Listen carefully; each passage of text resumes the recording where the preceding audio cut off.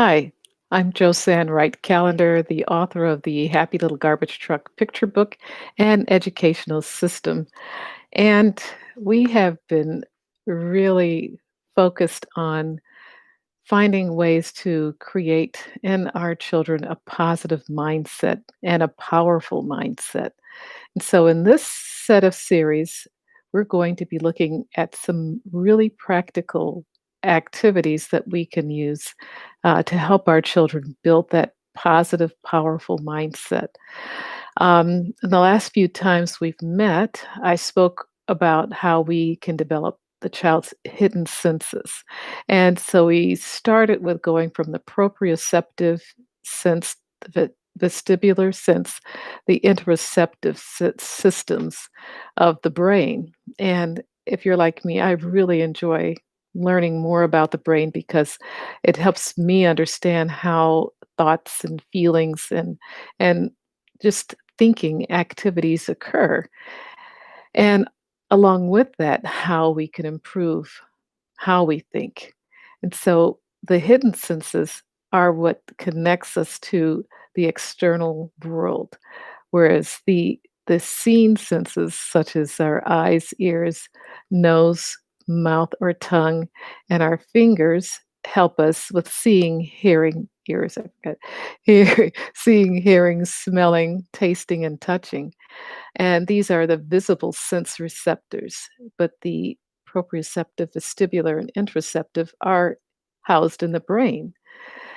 So, because of this internal location of these hidden senses, it took me a while to understand how they could impact a child's learning.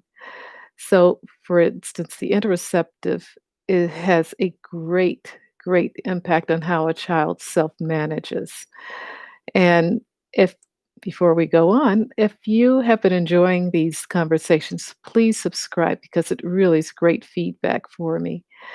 So, when we're looking at how a child self-manages and we're looking at the interoceptive system or network in itself, it has a lot to do with the insula. And the insula within this network is like the switch. It is the switch that coordinates the external stimuli with our internal ability to understand what's going on. And like we said before, the brain's major function is to protect our bodies. And so this goes back to just some very basic things, such as survival techniques. But when when a child is bombarded with external stimuli, their brain is trying to make sense of it. And the switch that allows us to go back and forth between, oh, this is a flower, it's not dangerous flower. So we're analyzing what we're seeing with our eyes, but our internal interoceptive sense is defining the function of that thing that we're looking at. The flower is not dangerous, so we don't switch to the salient network, which is the fight or flight system. We can go to the default mode. I'll just smell the flower. So the insula is the switch which coordinates which network we're going to be in at any given time. And then there's the default mode network, which is our status quo state of being, which also has to do with the vocabulary memory, as I found out.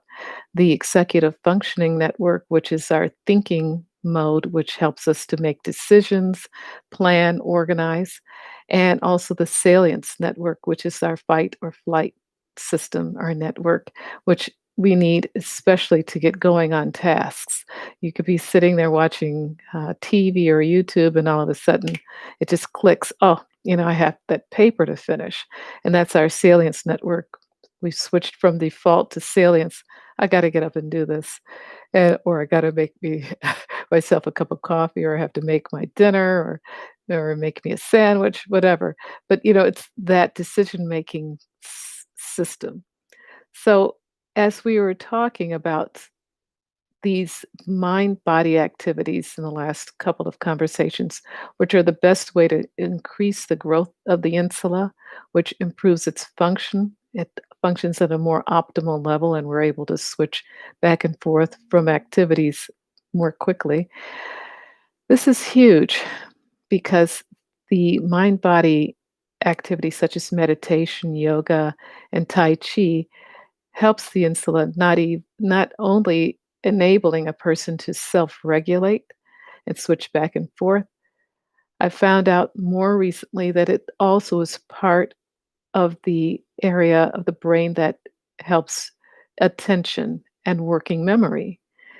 So, this week, we're going to be looking at attention and how we can improve that area of a child's life. And one research paper, before I go into the nuts and bolts, said that it's the dorsal lateral prefrontal cortex that collects salient information from the anterior insula and then controls the cognitive process such as attention and working memory. So that's the technical side of it.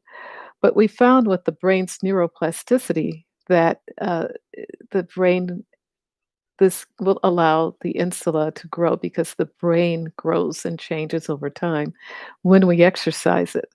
And its abilities are just mind-boggling, and there are just so many reports on how our brain can continue to change as we age if we're actively working on things that will help create that positive change. And so it seems very likely to me that we can improve our attention span too, and that of children, kind of like working on our muscles. So, in the next couple of conversations, we're going to be focusing on how we can help children increase their attention on tasks or to tasks. So, to me, this is a huge area because of online education these days. There's a lot of Zooms and going on, and as I mentioned before, one parent contacted me, and she's the parent that I've been consulting to find out how could she keep her son, who's in the 5th grade, online in his classes and attentive.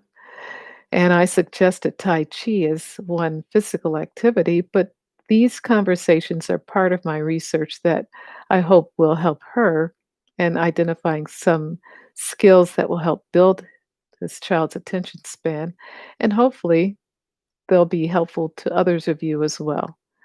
So until next time, I will see you later. Thank you so much for being a part of these conversations, and please subscribe. Bye bye.